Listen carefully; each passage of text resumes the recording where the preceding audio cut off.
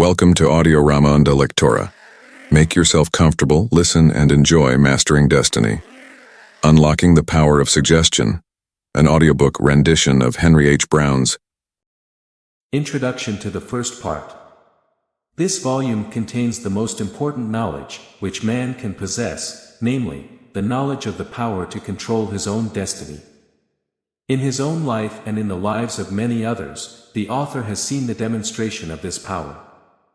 The reader has but to follow these instructions, to reach that condition of realization, which Jesus knew when he said, "I and my Father are one." The way is easy. Its principle is truth, its incentive is love, and its result is life, in abundance. For understanding, in Part 1, the philosophy of oneness, has been elucidated and verified by the law of vibration.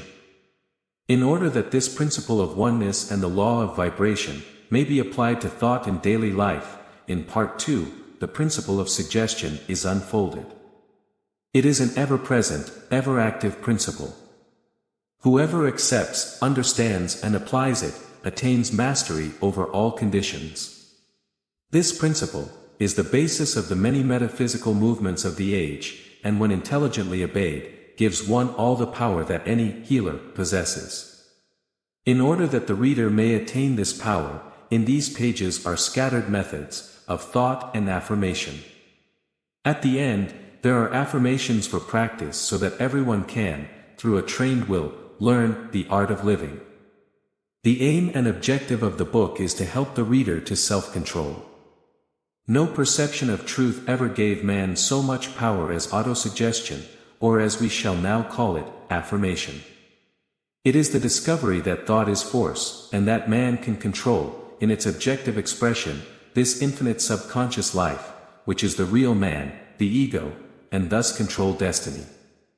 All the mystery of the ancient and modern schools is cleared from the subject, and all the misconceptions of theology are avoided. As Darwin investigated, and as Spencer reasoned, on the objective phenomena, the effects, so I have tried to investigate and reason on the cause, the subjective man. The spirit which has inspired me, is that of the affirmation, all is good. I have tried to make manifest in me under, that new commandment, that ye love one another. Part 1. Science and Philosophy of Life. Unity. The unity of nature, is now the basic thought, in science and in the new philosophy. The ancient man and child, thought in duality. This conception, which from the remotest times, has dominated the conceptions of man, has passed from the mind of the present thinker. With it must pass all the ancient conceptions, of man and of nature. With these conceptions, must also pass ultimately the customs, laws, and theologies, based on the primitive and unscientific conception, of nature as duality. This conception of unity, opposed to that of duality, is destined by evolution to work a revolution, the importance of which, it is now impossible to overestimate. Half-baked science. Our science has not been science by halves, not even since Darwin and Spencer gave him the key to all knowledge, which reaches the soul from the outer consciousness, by observation and reasoning. Darwin gave man, his first true conception of the world, outside himself. The survival, to a greater or lesser degree, of the idea of dualism in the scientific mind, and in philosophical speculation, has so colored research, that there has constantly arisen from it the idea of limitation, division, antagonism, strife, struggle, etc. This conception of duality has been present, or has been introduced as an explanation, in much scientific reasoning. And in the most independent minds, at least it has been recognized, as a fact of nature. This conception is so false, that the new and future philosophy, will bear to the old, the same relation, as the child to the man. Revolution. It is safe to say that this conception, of an all-pervading unity, is destined to work a change, in thought and life greater, than that wrought by Copernicus, when he changed the front of the universe. Or by Jesus when he elevated the philosophy of force to love. Darwin and his collaborators, not only threw the miracle and the supernatural into law, but did more, they destroyed duality. And although this thought has been steadily pervading the common mind, it has been overlooked by philosophers. But common sense has unconsciously attached itself to the demonstrations of science, and has made mind and matter a unity. The result of this can only be vaguely foreseen. But I prophesy the following: in the future, man will seek knowledge and direction within himself and not outside, as now. He will find the universe in himself and not, as now, himself in the universe. This is the greatest change of front that man has ever made. It is the revolution, but until he makes it, it will be neither true nor free. Trend of thought. This tendency of thought is seen in every new work of philosophy, and in every new deduction of science. Few are those who dare to follow to the end the logical conclusions, or are free to give to the world the clearest light of their reasoning. Professor W. Powell, of the Government Ethnological Bureau, recently published a work destined to occupy a prominent place in the future for its insight and reasoning on the unity of nature.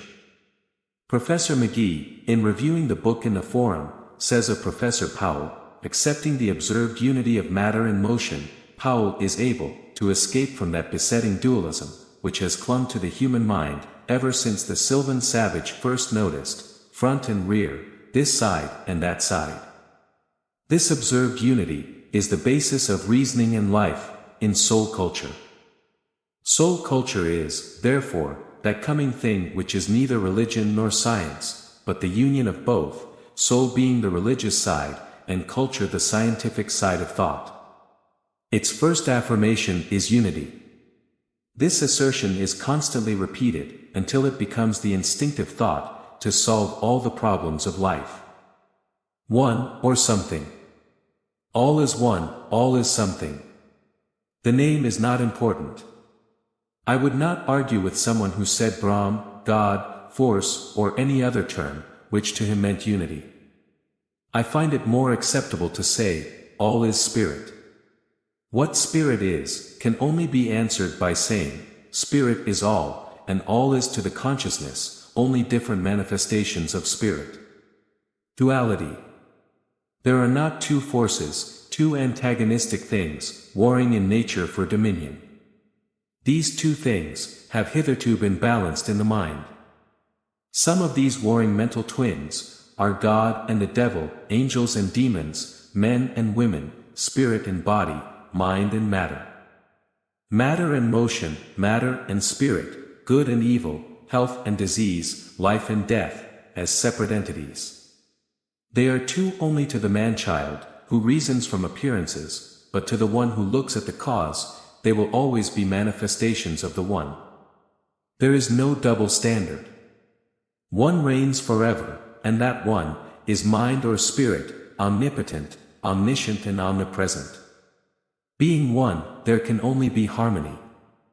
There can be no antagonism, there can be no struggle, there can be no strife, there can be no evil, there can be no error, there can be no progress. There can only be manifestation of the one, in harmony and in purpose, else it would be self-destructive, and in time, there would not even be one. Cause. The one manifests in many millions of ways, but all are harmony, all are good and right, or all are discord, evil and error. The cause, the one, is not given these names, although they are names given by man to effects. They are very easily transferable, and are so constantly transferred, that no standard as to good, etc., has ever been found permanent among any people, and never one for the race. The only one which has been maintained in theory, is that of all theologies, which is the belief that the supreme power can do no wrong. But this has seldom descended to practical application. However, it evidences how weakly man has seen, but how truly he has felt the lie, the fact that science proves today, that the universe is one energy. So, in the new philosophy, these terms mean nothing, when applied to nature, but they are significant, when applied to man himself. They mean in him, effects of the one cause. They are names only for his convenience. They mean nothing, as to the cause itself. Destiny. Man is, then, his own destiny, in so far as he has power to choose, to use, and to name. And as soon as he learns his power, in order to control the manifestations of the One, he will decide how and when this power will serve him in manifestation. So in the future, man, instead of being the slave or creature of an outside power, as in all the past, will be that power, and will manifest as he chooses. He will make all other manifestations obey him, instead of obeying him, as he does now. He will no longer fear a God external to him, but will reverence himself, as a manifestation of the indivisible God. He will not only choose how he will manifest himself, but he will decide how all other manifestations will affect him, or whether they will affect him at all. And he will control all manifestations, of a lower vibrational pitch than himself, whether they be manifestations known as heat, or human thought. He will adapt by choice, the manifestations to himself, or himself to the vibrations, until he finds his ideal of happiness, or what is the same thing, until every manifestation of the One gives him pleasure. Man. All reasoning will henceforth start from man, and from man as the center of the universe, and from the universe only as the circumference of man. It is therefore with man alone that the culture of the soul deals. Man is for us the representative of all. In him we find the whole, and in studying him we study the whole. If science wants to use the term force, let it be understood that for the culture of the soul, it is the same as the term I use, spirit. Spirit does not yet have the same meaning for science as force. Therefore, spirit is used here. Both are terms for that which is, the I am that I am. For truth knows only unity, that which inhabits eternity. Man is, and therefore, all else is. Without the ear, there is no sound, without the eye, there is no light, without the nerve, there is no sensation. Therefore, without man, there is nothing. Without man there is no God, there is no one, man is all. Logic. This is the logic. Do we dare to accept it and live it? Soul culture says, yes. Can we prove that our logic is the truth? Soul culture says yes. Hence the turn of the screw that science must make. Where it now looks outside man to vibrate, it will look within and declare that sensation is all. For, in spite of learned libraries, all that is known is sensation. When man is wise, he will only study sensation, because sensation is for man the whole. Where now man knows only a part, then the whole will be open to him. Where now he sees through a glass darkly, then, as spirit, he will see the cause face to face. How? By recognizing in himself the faculties which unite him to the cause, by recognizing himself as part of the indivisible One. In fact, through his recognition of unity with spirit, he will declare himself spirit, and therefore, he will regard himself as cause. Nothing comes but by evolution. And just as the faculties which we now manifest, have gradually developed because the soul prompted them, and then have been cultivated. So also the psychic faculties, by which we take hold of the cause, have been instinctively manifested. And now, we have only to be equally wise in cultivating them. Just as our ancestors have cultivated the eye and the hand, we must cultivate these psychic faculties. And thus becoming a conscious factor in our own evolution, we will soon become consciously one with unity. Matter. This intellectual position completely ignores the thought of physical man. Since matter and motion are one, man cannot be two, i.e., matter and motion. If matter is, then physical man also is. If motion is, then man is motion. Therefore, let us be logical and say, everything is matter, therefore man is matter. Or let us say everything is motion, therefore man is motion, spirit. Matter is only a form of motion, so is heat, and so are the other so-called physical forces. By telepathy, it has been demonstrated that thought and emotion are motion, therefore, we can no longer think of man as a physical being. Evolution. Here is the key to the coming evolution. This man of unity explains the vagaries, sophistry, and mysticism of Christian science, theosophy, and kindred movements. Its teachers vaguely perceive this truth, but lacking the scientific spirit, they have been blinded by the excess of light. Science will explain the manifestations of them all, as it has explained those it has already dealt with, and will find the one force behind them all. That force which man can know and master. Gods, angels, Mahatmas, spirits, all of them in truth, are human or of human creation. Above man, there can be nothing, because beyond, spirit conscious of its own existence, nothing is possible. Man can manifest himself to infinity. Some well-developed man can show himself to a less developed one, and the one who sees can say, God, Mahatma, etc. But what of that? What he is, I am. It is not Eddyism.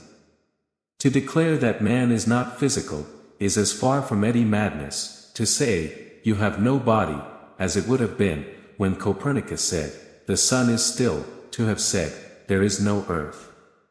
We have body, as we have thought, and even the most strenuous Eddyite can see it. Both body and thought are manifestations of force, and differ only as heat and light differ, in pitch, length and speed of vibration. To this conception of nature, are all these various systems of divine science, Christian science, and other more or less true philosophies, bringing the common mind. They are John's, some of them, not even clad in the skins and camel's hair of truth, but all crying out in a wilderness of materialistic thought, prepare ye the way. And behold, the Messiah of science comes, saying, I am the unity. Sensation. It is known that sound, light, heat, electricity, magnetism, phosphorescence, X-rays, chemical affinity and other known forms of force, are one, differing only in rates of vibration. Therefore, in this thought of unity, we must now study man. And consider not only the body, but also thought, love, hate, sexual passion, and all other emotions, as forms of the one energy, differing only in the rate of vibration.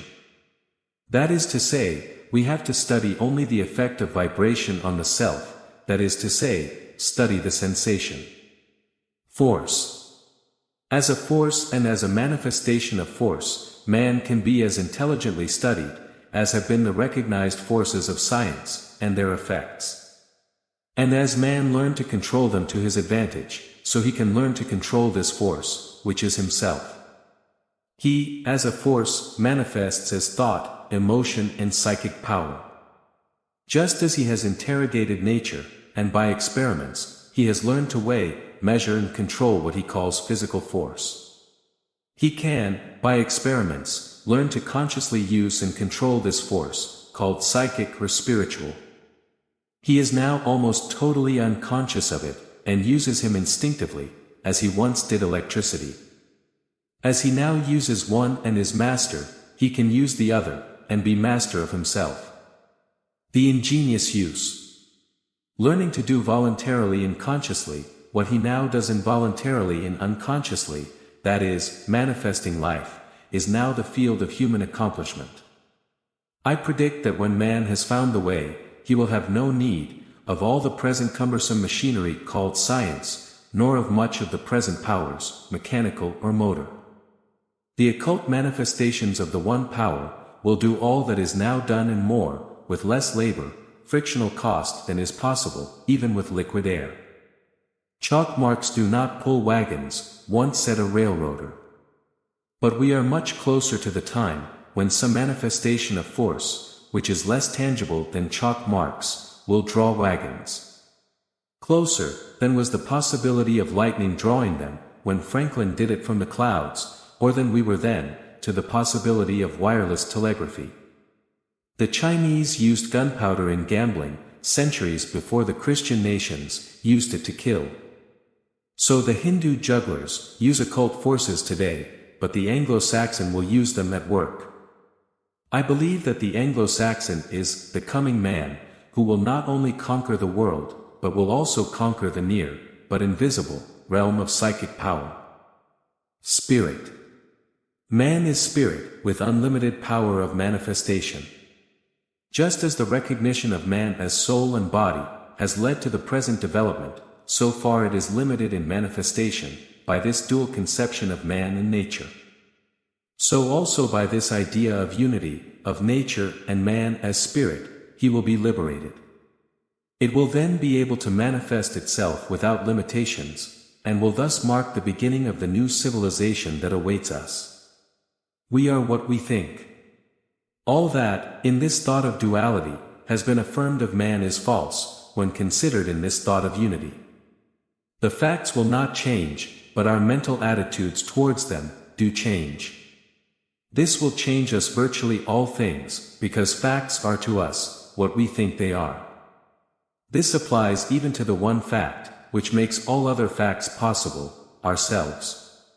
We are in manifestation, what we think we are.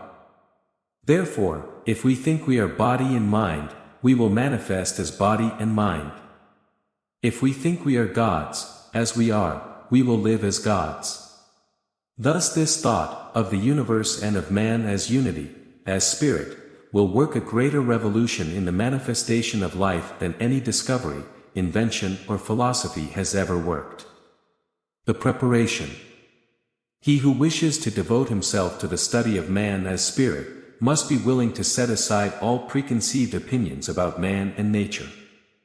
To forget all that science has said, except this thought of unity, because unity is the only fact, except the law by which it manifests, evolution, which is of any practical benefit to him. In this study of man, he must ignore all actual thought about the body, thinking of it only as a manifestation of spirit, as the materialized garment of spirit.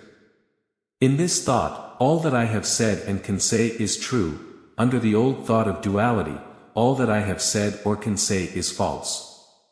This attitude of mind is the prerequisite. One can get facts in the supposed realm of matter, as long as one has repugnance to them.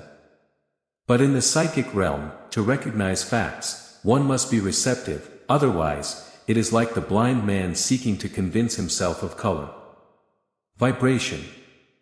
For the soul cultivator, all thought of duality of essence has disappeared, like the myths of the Middle Ages, and he recognizes only a duality of manifestation, as cause and effect. For him, in his relationship with the external universe, there is only one cause, vibration. This vibration is the only possible manifestation of unity. In itself, it knows only one effect, sensation.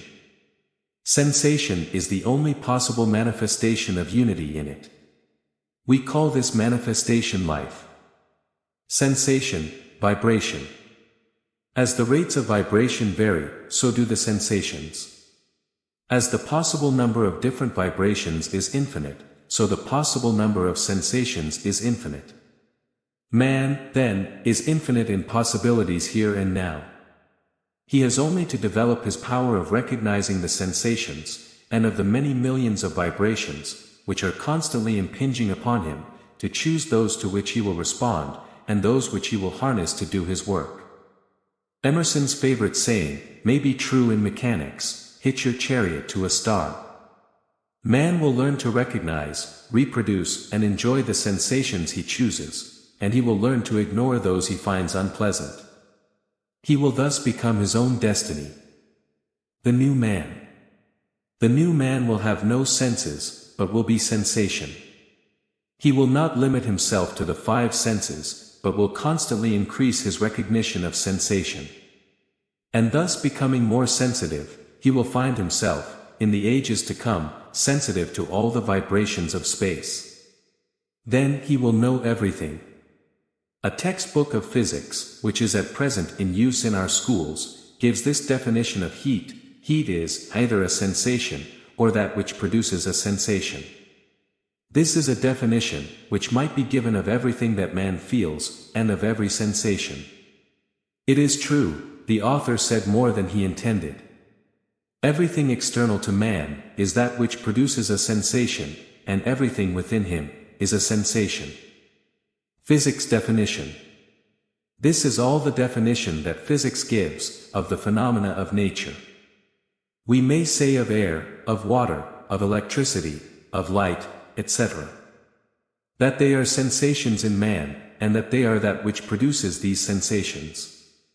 But really, the author could have said, heat is in man, a sensation produced by vibrations, of a certain wavelength and velocity. This would also be true for everything else. He would have to go even further, and indicate the length and speed of the wave. This would help the intellect to get an idea of heat, but man knows by sensation, which is beyond all possible definition. Heat is sensation.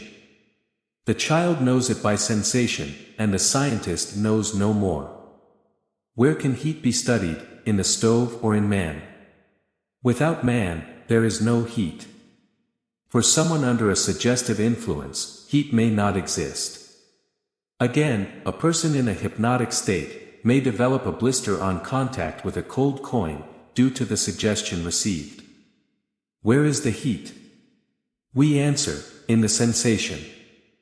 Thought can just as well produce sensation as vibrations, which science recognizes, because thought is also a vibration.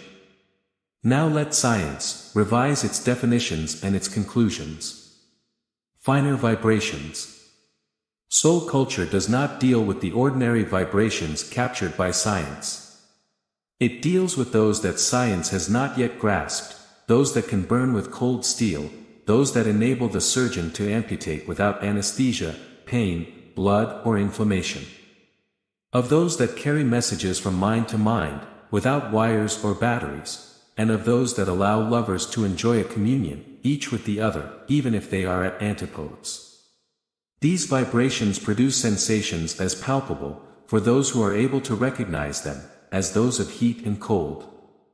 All knowledge is possible. This is how all knowledge is open to man. Not by the development of new senses, but by learning to recognize sensation as all life for him, and distinguishing those, which are beyond the limit, of the five senses. Thus he will come to the fulfillment of the prophecy of the psalmist, and will have conscious dominion over all things. This is now seen to be possible. The aim of soul culture is to lead man intelligently to this, his own sensitivity of the race. The human race is becoming more sensitive, and as a result, is manifesting psychic powers to a marked degree. Inspiration is pouring out in all directions, as never before during the historical period. Invention, discovery, research, inquiry, are evident, while literature of all kinds is pouring forth, and from pulpit and platform, divine afflatus is pouring forth in tremendous streams. Everyone feels able to write or declaim. It is man's developing power to feel the finer vibrations. And although he does not know the reason and does not understand the power, yet he has instinctively obeyed the grosser ones, so he is instinctively obeying them. Thus we explain the medium, the healer and the psychic. It is thus that we have our geniuses and our abnormalities, like blind Tom. They all act, as the leaves of the poplar act in the wind, under the finer vibrations of unity. Diseases and survival. Because of this sensitivity, there is an increase of diseases and ailments, especially nervous. And they will continue to increase, until we learn to control these finer forces. The struggle for life has now been transferred to the psychic plane. And those who cannot live, under the intense stress on the organism, caused by this increased sensitivity, must die, leaving the most resistant, to maintain the population. Saviors. For this reason, there is a demand for saviors by the racist instinct. To meet this demand, they arrive en masse, each with different perceptions of the truth. Physicians already fear for their craft, as they are leaving, in the face of the incoming tide of clairvoyance, magnetic healers, scientists, of many types, and finally, in the face of suggestive therapeutics. These are all natural results of increased sensitivity. Nature always balances its manifestations. With disease due to increased sensitivity, relief comes in methods of healing, adapted to that sensitivity.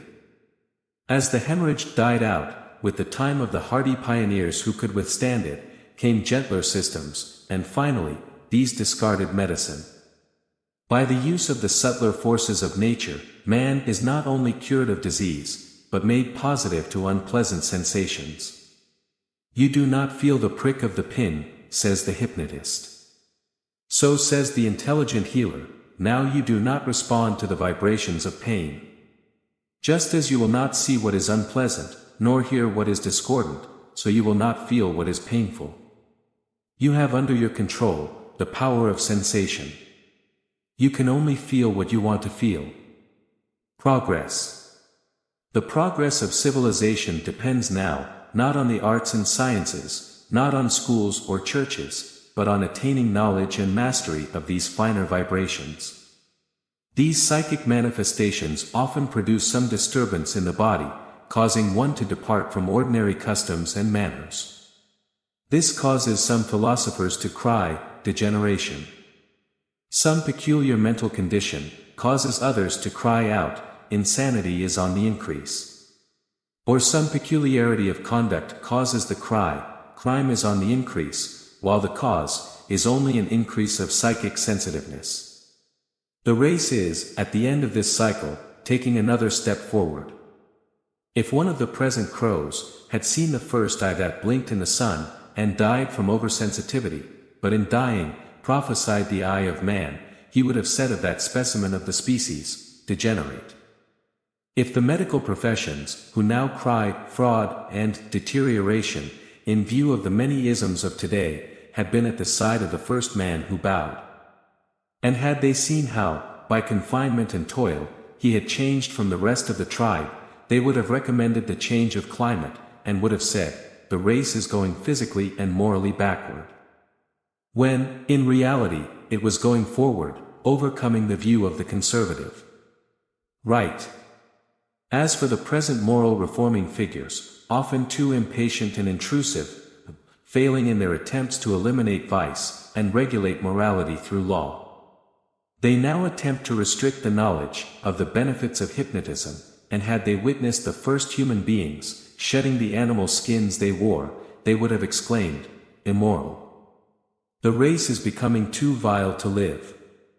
However, the race has gone through similar changes. The manifestations of unity throughout humanity are always progressive, in spite of the prognosis of evil and decadence. The race will surely go through this change from instinctive action, to intelligent and consciously predetermined action, and thus dethrone every absent God, and enthrone unity within. It will defy all law by being itself law. Conduct. In all these changes, the ego increasingly manifests its own infinity. The power of the ego to perceive what is, gradually reveals truth to the intellect, through sensation. For thoughts, says Edward Carpenter, are but dying sensations.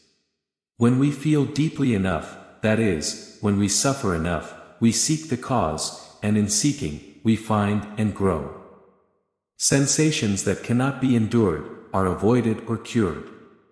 We learn to instinctively choose the pleasurable, and avoid the opposite. This is our only conscious way to decide what the ego wants. It is equivalent to Spencer's sentence, healthy acts are pleasurable, and to the discovery of Professor Elmer Gates, that pleasurable emotions are healthy, and the contrary are poisonous. The ego, which is a manifestation of the unity, finds in the sensation of pleasure the best way to unfold its individuality. It is the wise and comprehensive advice of Emerson, trust the stream that knows its way. The ego above the law. By observing sensations, we discover regularities and coincidences that we call laws. In the materialistic worship of this fetish of the law, we lose sight of the greater fact that the spirit, and therefore the ego as part of the undivided spirit, is itself law. And therefore, it is above all law. Practical work. Here is a hint of practical work, of soul culture. It works with manifestation, for the purpose of controlling manifestation. It recognizes the soul, not as something that is yet to be, or beyond conception, but as something that already is. It works with man as soul. The soul force or spirit is as thinkable, as real and as workable, as electricity. Affirming as an individual, I am the spirit, the soul cultivator thinks, I am the spirit. The soul cultivator thinks the spirit, lives the spirit, and consciously manifests the powers of the spirit. He acts what he affirms, lives what he professes, and knows himself to be spirit. It does not suffer disease. As the spirit can neither feel pain, nor be sick, nor die, he knows, as an individual spirit, that he cannot be sick, nor be in pain, nor die. These conditions are to him only manifestations of different mental attitudes or states of consciousness. They are real to his consciousness if he thinks about them, if he recognizes them, but they are not real to him as a spirit. Whenever he changes his mental attitude and refuses to recognize them, they do not exist, because he, by recognition, becomes the creator of these conditions. They are the effects of his thought. Man is his own creator of conditions. It is the same with all the unpleasant conditions called sadness, sorrow, trouble, worry, jealousy, with everything that makes one unhappy. They are in man, effects of his feeling or thought. They are produced in him by suggestion, as similar ones are produced in hypnotic subjects. Man is, then, his own creator. He can produce in himself, at will, pleasant or unpleasant emotions, thus making himself, at will, happy or unhappy, healthy or sick, wise or foolish. Recognition. The first thing necessary for the development of this power is simply that one recognizes himself as spirit. Jesus, who was spiritually developed, must have been referring to this when he said, "He that believeth and is baptized, is saved." For all the water of the river of life would flow through the unbeliever without producing any effect, because by refusing to recognize the power, it would not exist for him. Small discharges of electricity kill, and extremely large ones are not felt. So also this mighty power of spirit passes through one ever unrecognized, until it is sought for, and then it is found, as everything else has been found, through the recognition of sensation.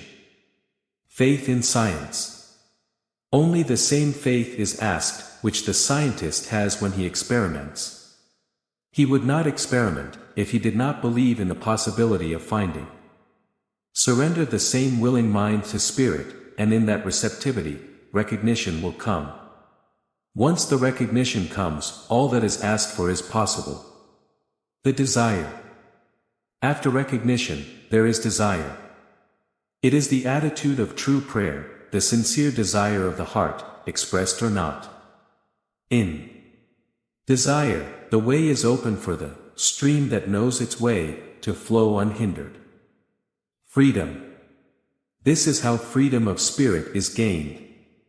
Without this freedom, there is no spiritual growth. The last freedom to be conquered is the freedom of the children of God. The freedom to act as a spirit, independently of all external conditions. Ignorance and fear have shackled and imprisoned the soul with rites, ceremonies, customs, prejudices, laws, etiquette, conformity, politics, monetary considerations, social considerations and hypocrisy. So few dare to think of their souls as their own, much less say so, much less live as soul demands. Be yourself. But he who would develop in spirit must, above all other things, be free. Be thyself, is the first commandment of soul culture. Listen to its prophet, Emerson, in his incomparable essay on self-reliance, in which he says, whoever wants to develop in spirit must, above all other things, be free. In which he says, whoever wants to be a man, must be a nonconformist. Finally, nothing is sacred, except the integrity of your own mind. Absolve yourself, and you will have the suffrage of the world. Freedom is the way, the only way, for the growth of the soul. It is the path that man has always trodden. There is never precedent for any progressive step. Freedom never dwells in old temples. Like the nautilus, it builds itself a new abode every morning. Freedom is the ever-growing stem of the tree of life. Conservatism is its tomb, and the tomb of all that is virile. Without freedom, man is dead, a slave lives in his place. If one wants to gain power to be destiny, he must be free. Effort. The next requirement is effort. All effort here must be spiritual. By physical effort, we can learn in that realm of vibrations, called matter. By intellectual effort, learn in the intellectual realm. But spiritual things must be spiritually discerned. Methods of investigation in other fields are of no avail here. Spiritual, or psychic, according to whichever term is preferred, phenomena occupy a field of their own, and must be discovered by their own methods. Therefore, the effort must be made as spirit. That is to say, in recognizing oneself as spirit, one must place oneself in the mental attitude of receptivity and desire, and be willing to receive whatever comes. In this negative mental attitude, expect the ego to manifest as it desires. No resistance. The next law is, never oppose anything. Never antagonize anything, opinion or condition, even in feeling. All is spirit, therefore all is good. Nothing that is not good can come or does come to me, therefore I will not oppose any manifestation, but let it work in me the good, for which it was sent. For all possible bad results will be what I do, by doubting the goodness of unity in this manifestation.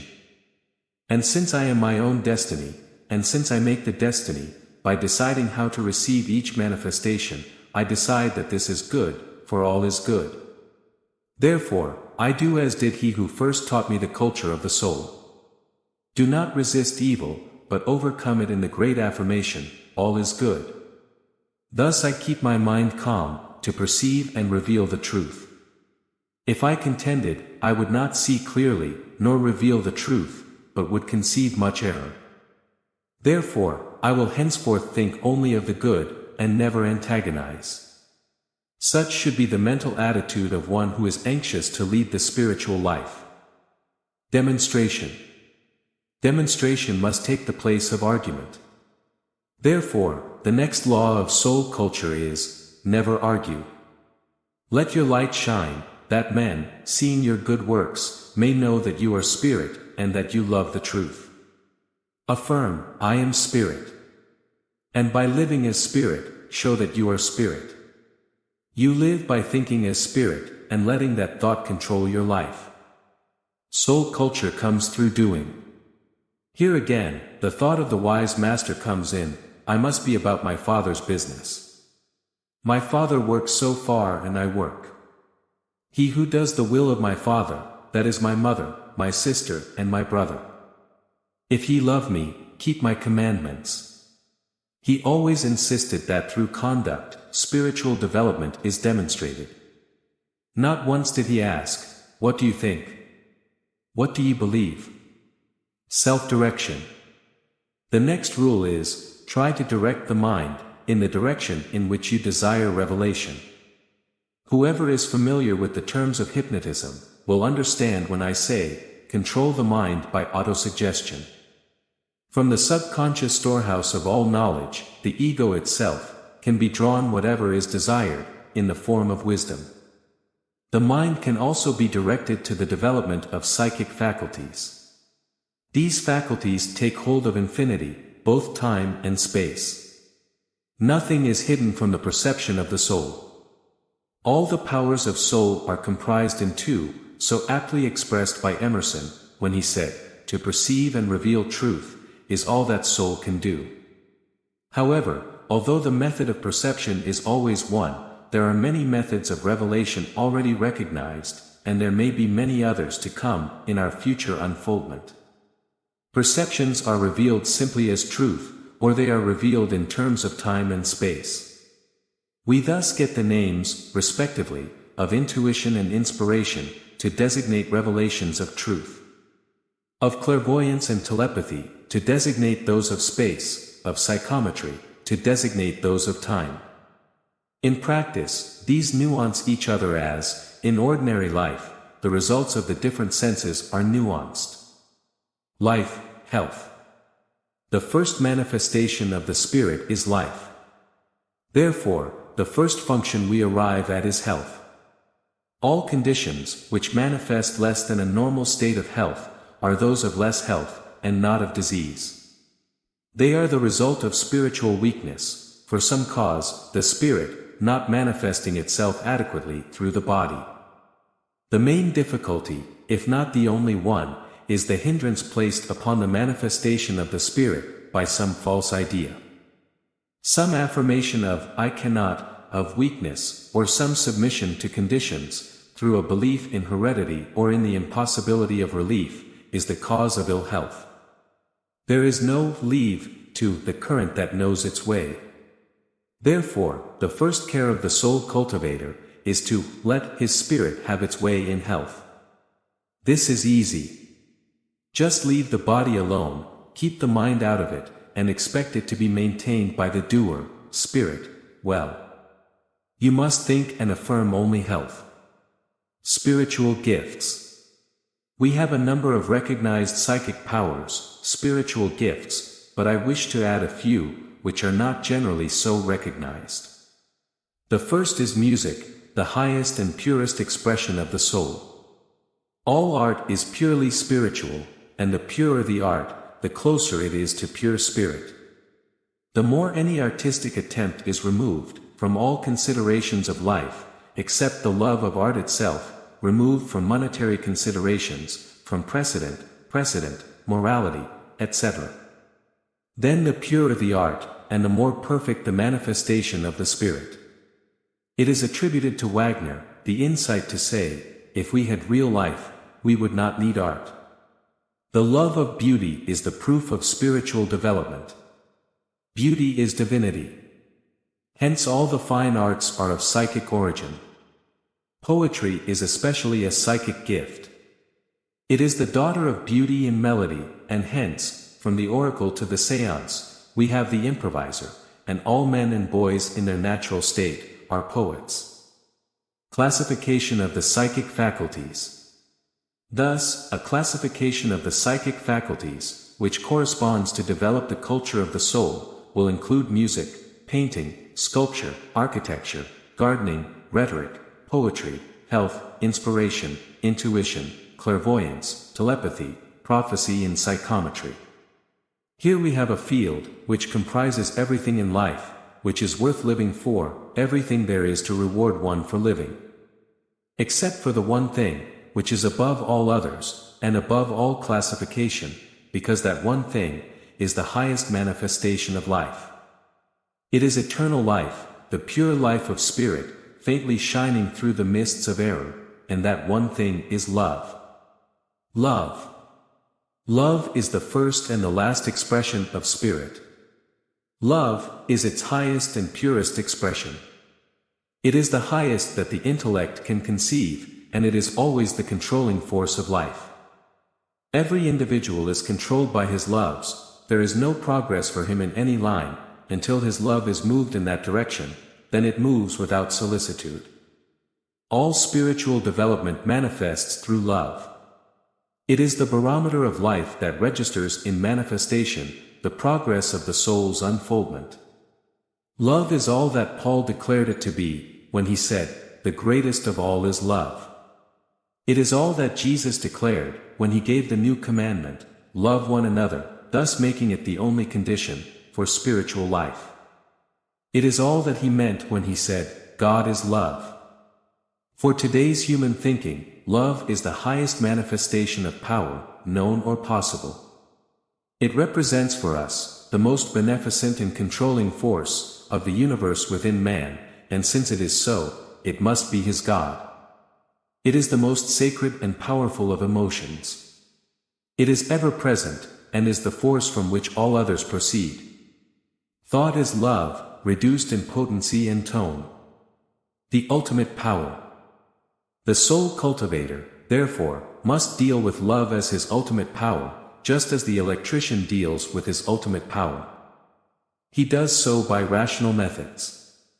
Recognizing it as the only force, the only manifestation of unity, he looks to love alone for the unfoldment of his psychic powers.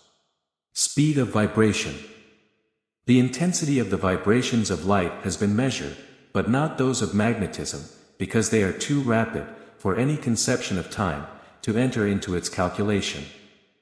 Thought is faster than magnetism by multiplied vibration, but love is many times the multiplied vibrations of thought. Love can be studied by its manifestations in sensation, as sound and light are studied and known. Tone and octaves of love. Like all other forms, in which unity manifests itself by vibration, love has its pitch and octaves, and somewhere in the infinite scale, each human life is situated. The only possible development of any life is to raise or lower its pitch, to increase or decrease its potential. How to do this, and how to transform love into thought, in obedience to the mechanical law of conservation of energy, is the secret, which the Sphinx of Time will have to reveal. Love of truth. There is a starting point, always present in the culture of the soul, love of truth. This love, it must not be forgotten, is power, a power as real as the steam in the boiler. It is the power that manifests itself in the development of the faculties we develop.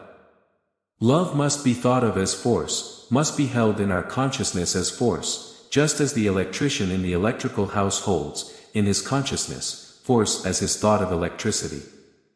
Love of truth is our starting point. Love of truth is the power with which we work.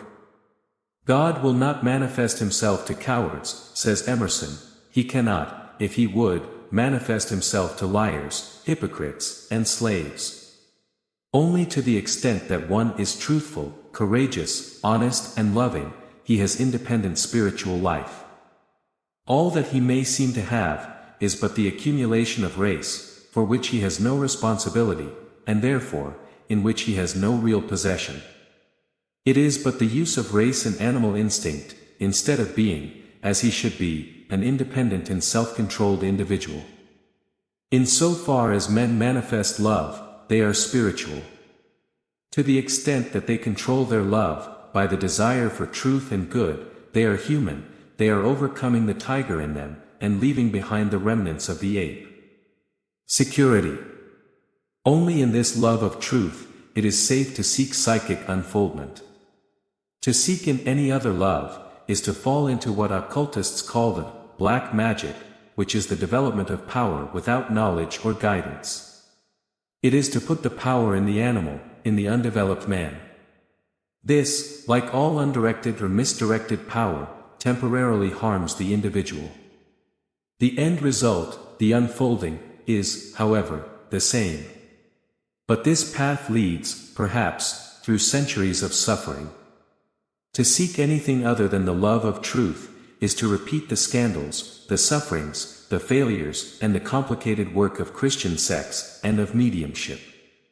It is to sink into the intellectual follies of sectarian, Christian scientists, who have abandoned the love of truth, for the love of a certain expression of truth, and of a founder of sect. Love of truth, pure and simple, is freedom, and without freedom, there is no independent life, no living truth. The law. To seek in love money, power, fame, or any lesser motive, than the love of goodness and truth, is to invite suffering, and development through suffering. It is, sowing corruption, to reap the same. The law is, seek first the kingdom of good and its right living, then all spiritual growth will be added. There is no limit to human manifestation when once, by this means, the way is opened. One thus becomes an enlightened man. Then he lives in the light that enlightens every man who comes into the world. The light is in himself. He does not live on the light borrowed from his neighbors, nor from his century. Concentration. In this love of truth, let one concentrate all his thoughts and desires, for a time each day. In that concentrated state of mind, let the soul be heard. Having given it, by desire and expectation, a direction, let it have its way. In hypnotic terms, after you have given yourself the command, by autosuggestion, let the subconscious part of your being have its expression. All knowledge and power is latent in the soul, or lies behind the soul, ready, on opportunity, to flow into expression, and whenever it is allowed, they flow. This condition of letting is that of natural somnambulism, that of the artificial somnambulism of hypnotism, that of the scientist, when, in the silence, that of the Hindu in meditation, that of the crystal observer, and that of the card reader. It is concentration. The thing on which the gaze is concentrated, or whether or not there is something, is of no importance. The state of mind is everything. Involuntary concentration. This is identical to that natural condition of involuntary concentration, in which the accountant calculates amidst the noise, the editor writes and the mechanic works. The one does it by compulsion of necessity, until it becomes habit, the other does it for a predetermined purpose, and at will. Such concentration is the key to success in all directions. Its opposite, diffusion, is the cause of all failure, whether in health, in business, or in love. It is the key to all mysteries, occult and ancient. Practice. Therefore, you have to practice concentration, until it becomes not only a habit, but a new instinct. It is necessary to learn, to rise above the life of the senses, to ignore the grosser vibrations, and the sensations arising from them, known as the five senses, and to live in the finer sensations.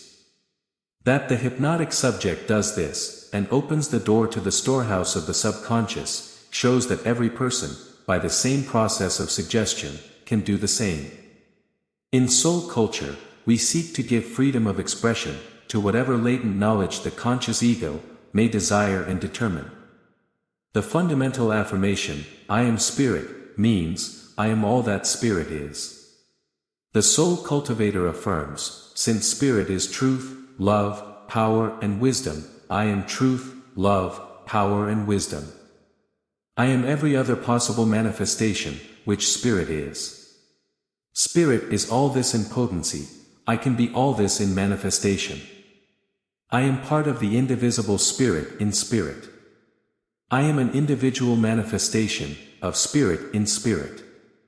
Even as an electric spark can say, I am electricity in electricity, but I am also an individual manifestation of electricity, so I can say, I am spirit. Manifest consciously. To manifest consciously any of this latent wisdom and power, one must believe that one possesses it, and then try to manifest it.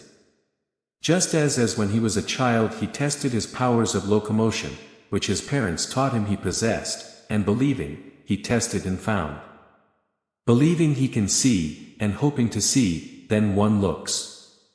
Even so, hoping at least to see, what the extreme eye cannot see, whoever wants to see, let him look.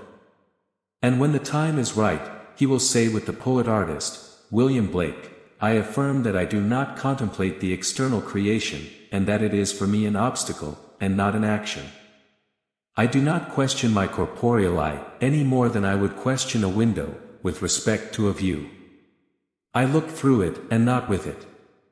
And more, such a person will see, as John saw, the spiritual city, not coming down from heaven, but all around him, in the midst of which he lives, as he lives in this grosser city of the senses. That is, he lives in the spiritual, as he lives in the life of the senses, by sensation alone. He will have learned to recognize those finer sensations, which come from the more beautiful and powerful, but more intensified, vibrations of the spirit. The man who is coming. His world will not be merely that which he sees and feels, the ordinary dull man. It will be that of the coming man, refined and sensitive, who will feel octaves of vibrations, not perceived by one who lives in the octaves of the senses. This finer universe will be as real to him as the harmony which the uneducated ear cannot hear is real to the ear of the conductor. As real as the sunset, to whose vibrations the eye of the blind man is not sensitive, is real to the eye of the artist. It is only a matter of sensitivity, deployed to the invisible, but ever-present vibration, and the recognition of the response born within the soul. Scientifically achieved.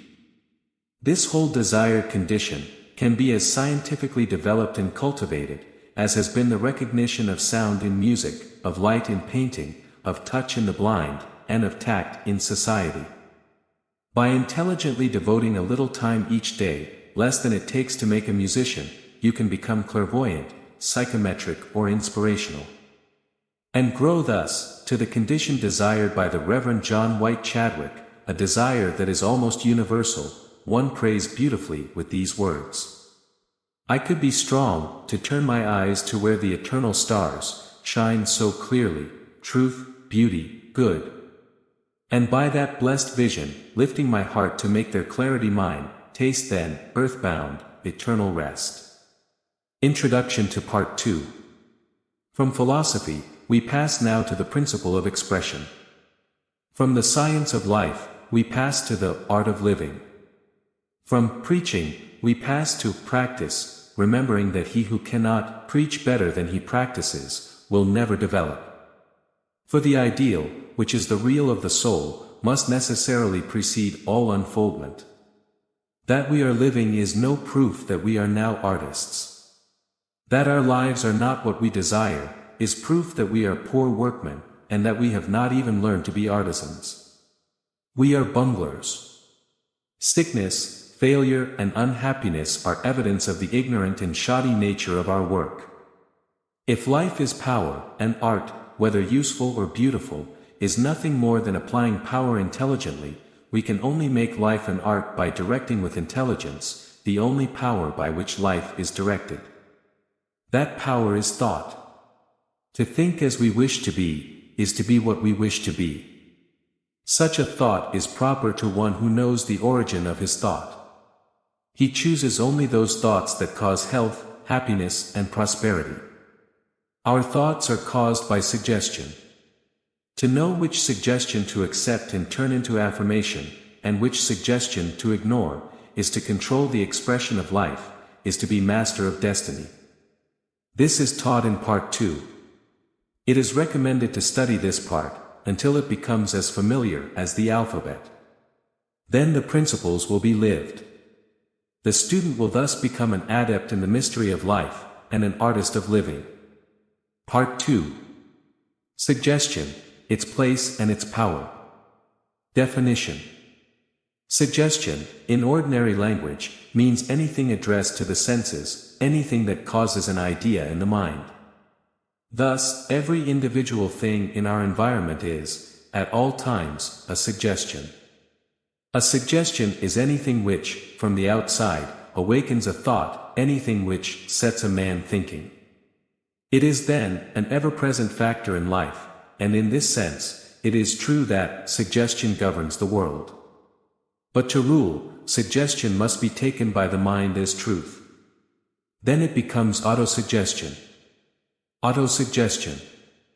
This is a suggestion given by the individual to himself. It is born of the conviction of truth. Each individual is controlled by his convictions, i.e., by autosuggestion by his affirmations. From this point of view, it is not suggestion, but autosuggestion, affirmation, that governs the world. However, in common thought, this cause and this effect, suggestion and affirmation, are one and the same thing. Therefore, it is quite accurate to say, suggestion rules the world. For until man learns to give himself suggestions, independent of external condition, suggestion is the primary manifestation of power. When he reaches that plane of development, where he is controlled by affirmation, he becomes, through this power of affirmation, the creator of his own destiny. Technical definition. But while this is the meaning of suggestion, in ordinary speech, there is a technical use of the word. Suggestion, as used by mental scientists, suggestionists and hypnotists, means an intelligent use of this ever-present power, which has a predetermined purpose, in order to create a certain idea, in the mind of another person. It is the intelligent use of suggestion to make a person think and act from a chosen thought. Like all other arts, it is the intelligent use of power. The art of suggestion is the greatest of all the arts, and consequently, it is the most potent for good. Control of evolution. Civilization is nothing but materialized ideas. Thoughts control life. Though they are not things, they are power, therefore, they are the creators of things. Thought in the mind of the warrior, the statesman, the artist, becomes the victory, the state, the status. As thoughts change, so changes all external life. All progress, all reform, began with the change of thought in some individual. Hitherto this change has been, as in wild man, merely instinctive, but as man, by conscious thought, has become a factor in changing the world, so better conditions. As he has changed it will the grass into wheat, and the scrub into blood cattle, so he is now becoming, a conscious factor in his own evolution. He is beginning to realize, that the only power with which he has acted, has been that of thought. It is learning that thought is as easily controlled as steam or electricity. He has only to think correctly, to get what he desires, either in person or in his environment. In his heart. As a man thinks in his heart, so is he, said the ancient prophet. The key to this affirmation are the words, in his heart. If we interpret them, these words say, deep convictions control life. In scientific terms, it is this, man is controlled by affirmation. Therefore, to make the expression of life what we desire, we must hold our desire as a reality, a deep conviction, and then it will materialize. Life is as easily molded into the desired forms as clay is molded by the potter. Clay takes the form of thought in the mind. The child's body at birth is molded by the mother's thought, it follows the evolution of that thought, until it begins to think for itself. Then it begins to reshape its body, and somewhat consciously, but to a greater degree unconsciously, it is doing so every moment. When he understands his power, he will mold the body in the environment, at will, according to his desires. Disease is created by thought.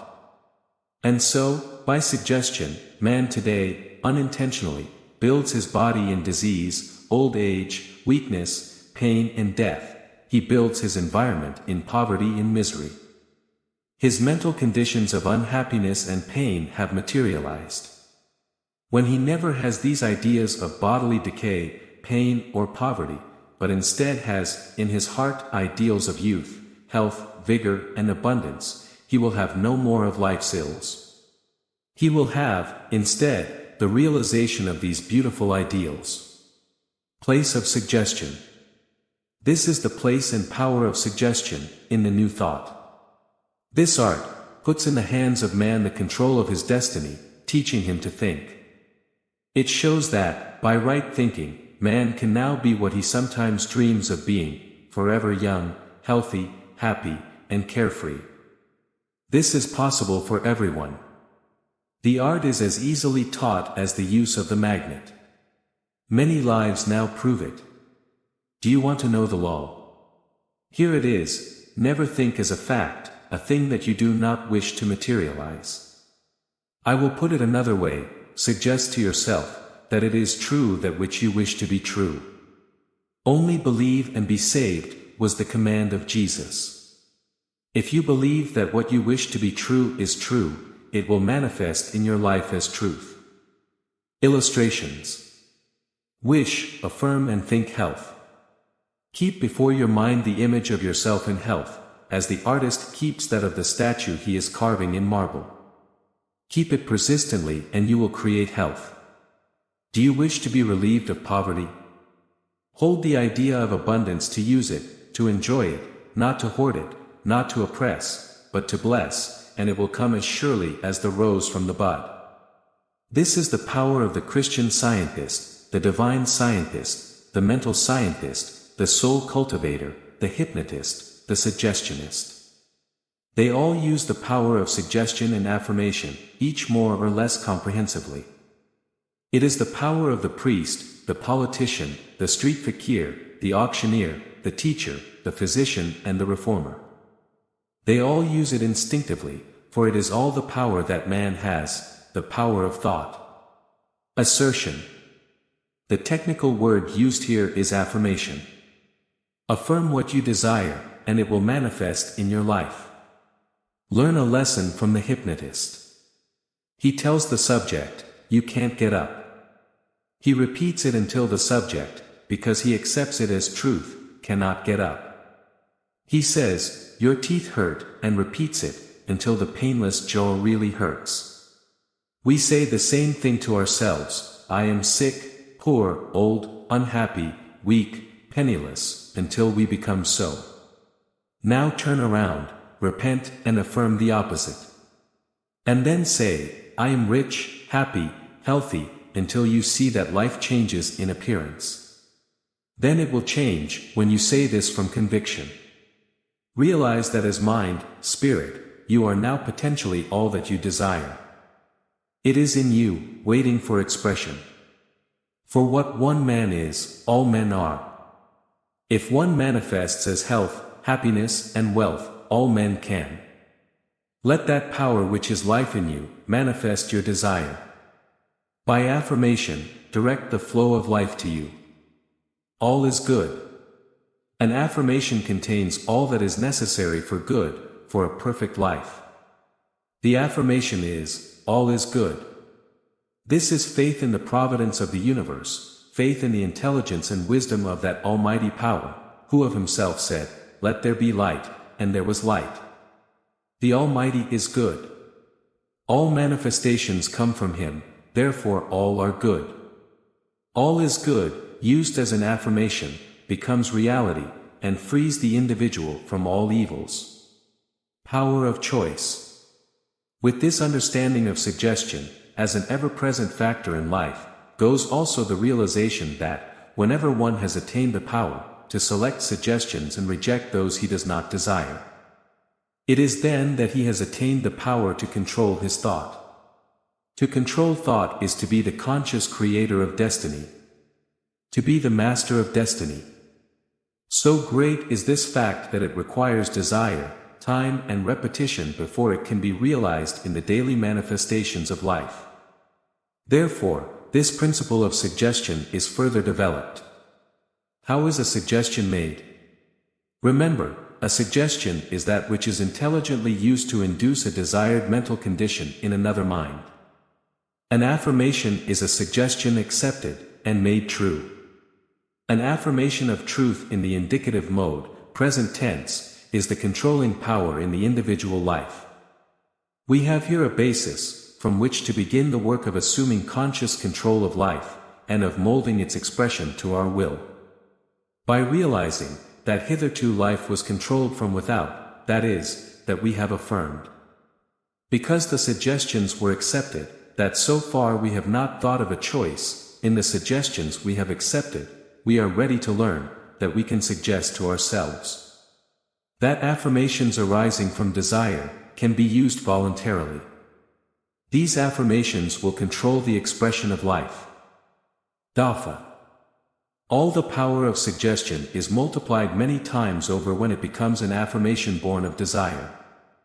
The master in life will use, as a power to control the subconscious in its expression, affirmations born of desire. That which he desires to be, he will affirm to be.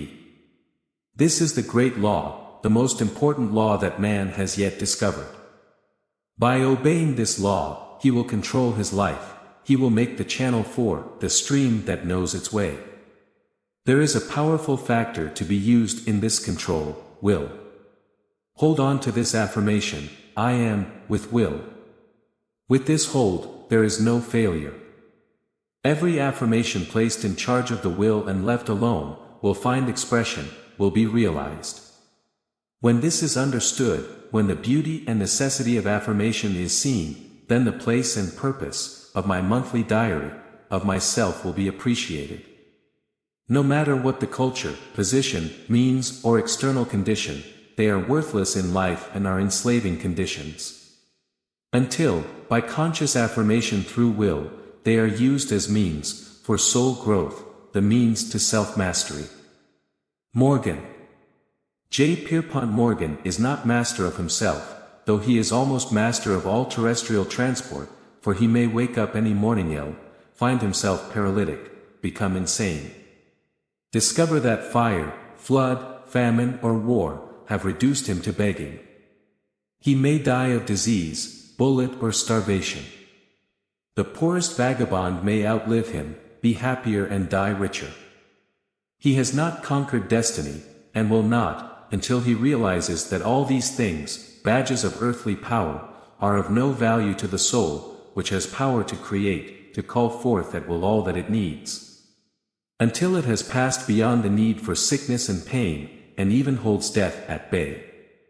And until it has learned that it can, at will, change these manifestations from the crude vibrations of the flesh to the finer ones of spirit. The law of life. And yet the truth is so simple, the mastery of life so easy to acquire, that a child can learn it. It is stated in this simple law of life, affirm that which you desire to be as a present reality. Live as if it were already manifested, and you will find it manifested. I must repeat here, that affirmed truth is the controller of life. Affirmations are the inner side of truth. No perception of truth ever meant so much to mankind as this law.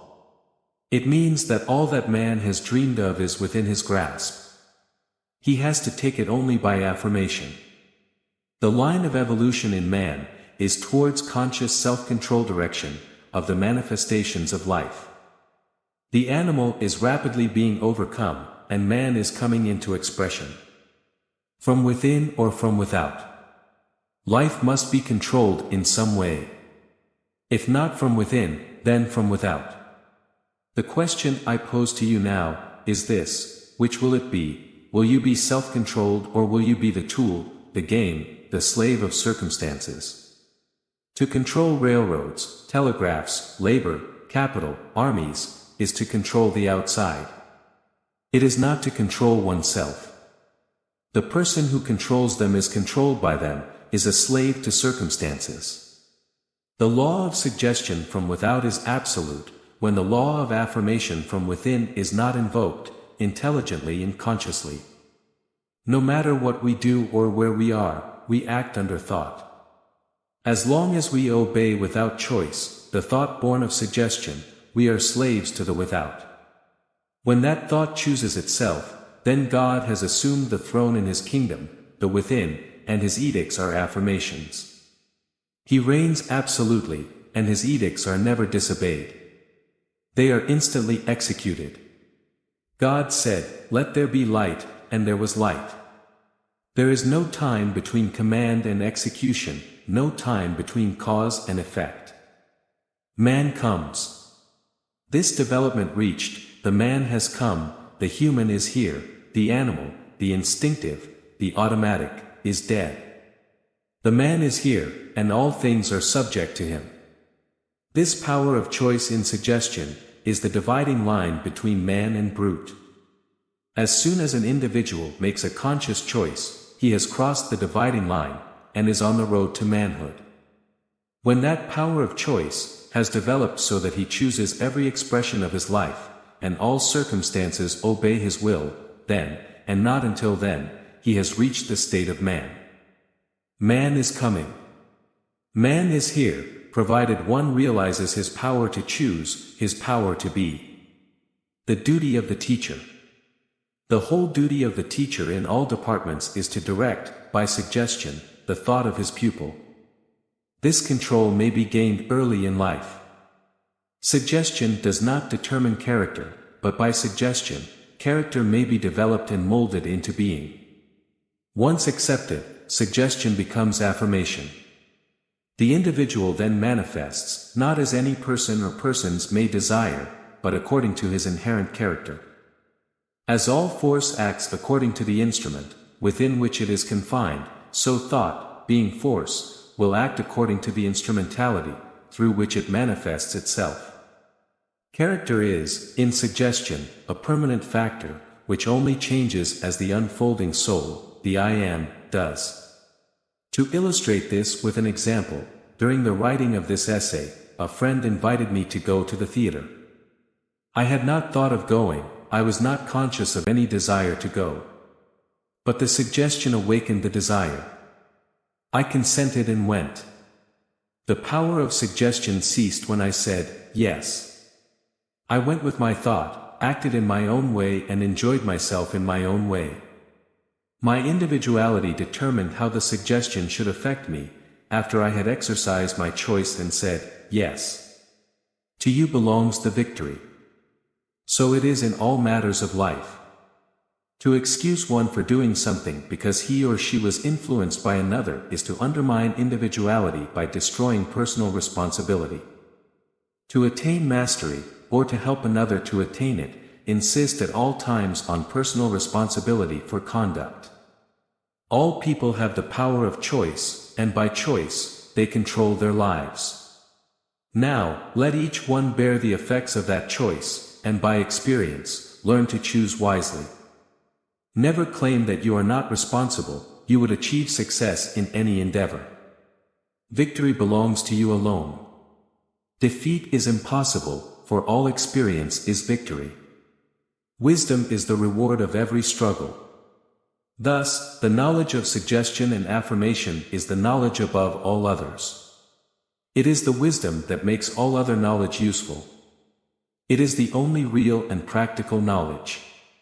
It is the wisdom of wise choice and wise action. The power of this book. A graduate of one of our first universities, and now a teacher in a normal school, after passing through my classes, said, "You have made all my other knowledge useful to me."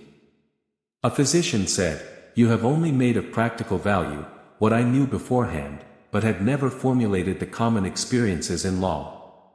This little book will do all this for you, if you will let it. How?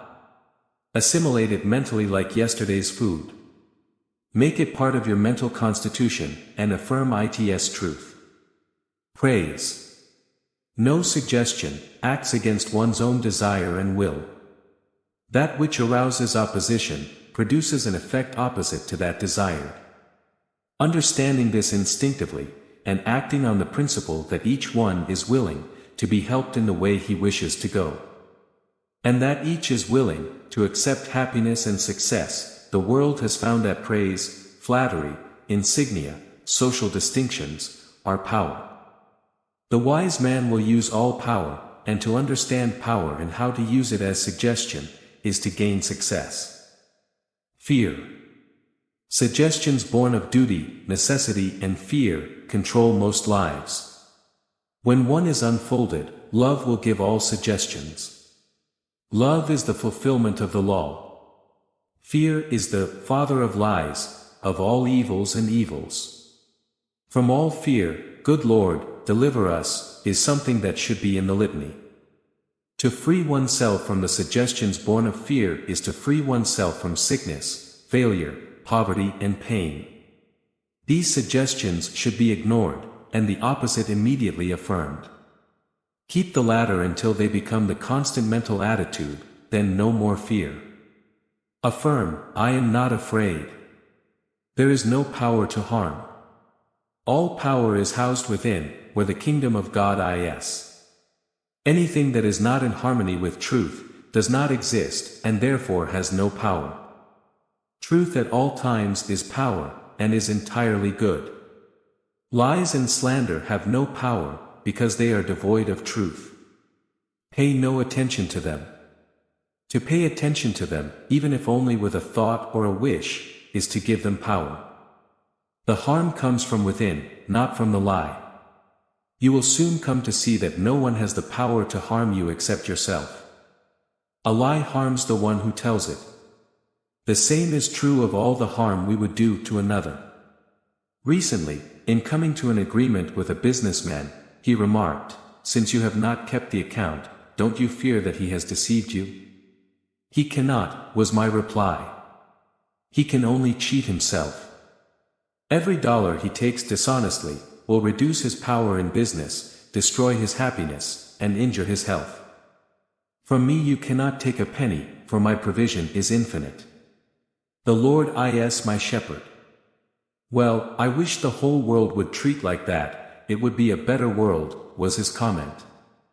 The world is good to me now, I replied as I walked out the door.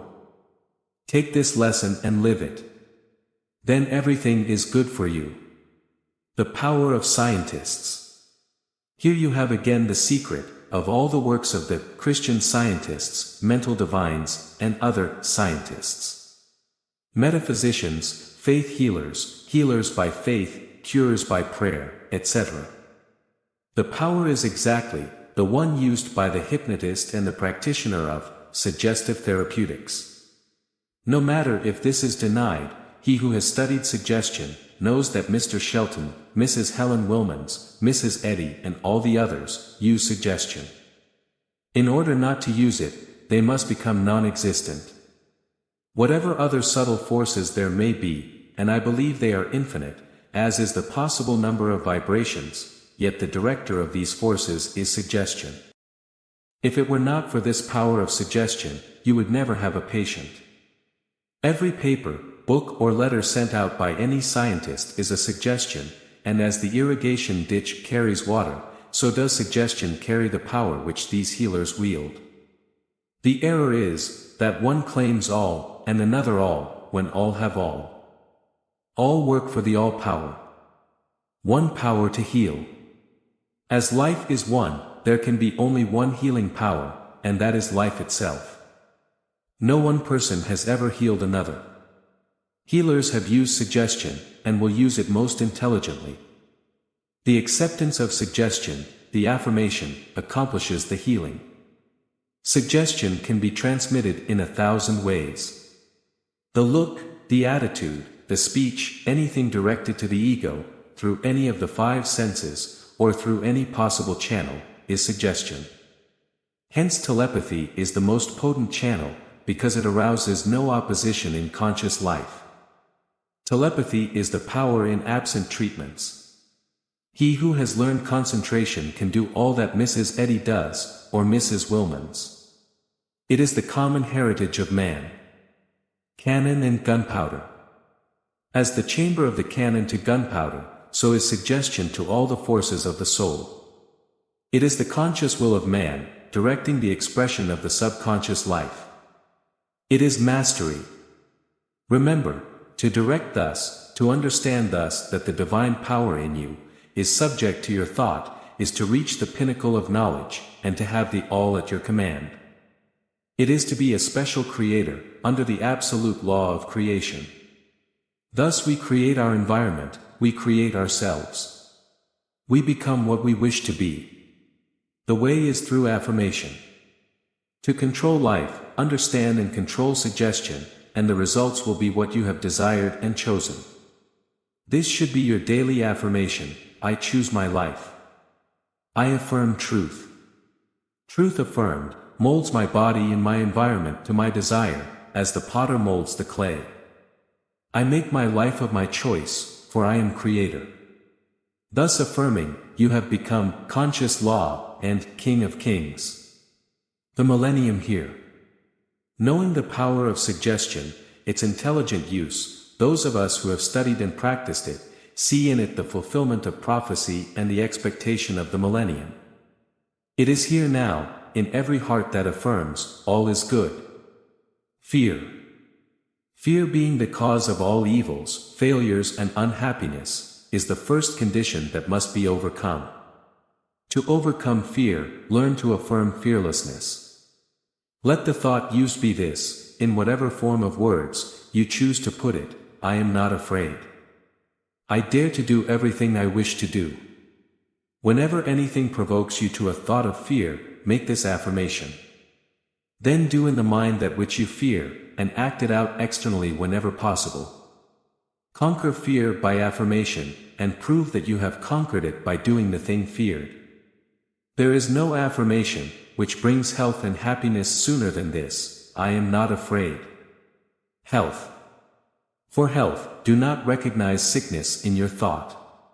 To think of disease, to ruminate on it, is to invite it, is to suggest it to yourself. Therefore, think only of health. Ignore the disease in your thought, think of health. Let the affirmation be something like this: I am life, I am spirit, I am mind. As life, I cannot know disease, and I am well at all times. As spirit, I am well. Spirit, I cannot be sick. I am a perfect manifestation of spirit. Perfection is health, peace and joy. As mind, I am always in perfect health. As mind, I cannot be sick. I assert myself as mind. I live as mind above all death, pain, disease, decay, sorrow, failure and restlessness. I am soul. Soul is a perfect manifestation of God. God cannot know sickness or pain. I am one with God. I am well, and I am not separate from Him. I live and move in this thought of oneness, and manifest every day my oneness in health. I am health. I am peace. I am joy. Make these affirmations, and forget that you have made them by living them. Always be, in expression, that which you affirm. Life flows as naturally and harmoniously as sunlight. Affirm, forget, and let it flow. Prosperity. Affirm success in all your undertakings. No matter what discouragements come, affirm success. Declare yourself prosperous. Let no thought of discouragement come into your mind. Affirm, all is mine. From everything, I get every day what I need. Affirm this, and forget the need to affirm. In affirmation, you have sent a message to the only power that can bring success to the subconscious, the ego, and when you leave it, the ego will bring success. Think success, act as if you are success, and you will be success. Failures come because, when we are tried, we fail to hold on to the ideal of success. Hold on to your ideal of success more tightly when apparent failure comes. Assert success under all trials and discouragements, and success will be yours, as sure as the fog is, because of the persistent drawings of the sun. As we draw to a close, we extend our heartfelt gratitude for embarking on this enlightening journey with us. May the wisdom gleaned from Mastering Destiny, Unlocking the Power of Suggestion, serve as a guiding light on your path towards a future shaped by intention and purpose. Remember, the power to shape your destiny lies within your grasp, waiting to be unlocked through the subtle art of suggestion. Farewell, and may your journey be filled with endless possibilities and boundless opportunities for growth.